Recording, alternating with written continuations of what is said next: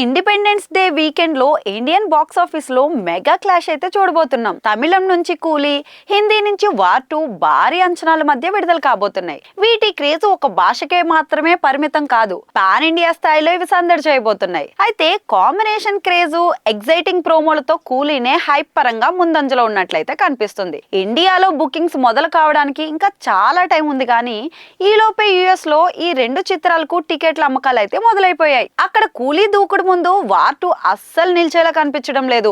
విడుదలకు 3 వారాల సమయం ఉండగానే కూలీ యుఎస్ లోని 500,000 క్లబ్ లోకి అడుగు పెట్టడం విశేషం. మరి ఈ సినిమాకు బుకింగ్స్ మొదలైనప్పటి నుంచి కూడా టికెట్లు శరవేగంగా అమ్ముడైపోతున్నాయట. అప్పుడే 500,000 అంటే ప్రీమియర్స్ తోనే సినిమా $1 మిలియన్ కొల్లగొట్టడం లాంఛనమే. సినిమా అంచనాలకు తగ్గట్టుగా ఉంటే వీకెండ్ లోనే $3-4 మిలియన్ వసూలు చేయడం పక్కా. అయితే వార్ 2కు మాత్రం యుఎస్ లో ప్రెజెంట్ అయితే అంత డిమాండ్ కనిపించడం లేదు. పరిమిత లొకేషన్ లోనే టికెట్ల అమ్మకాలు మొదలు కాగా టికెట్లు నెమ్మదిగా తెగుతున్నాయి.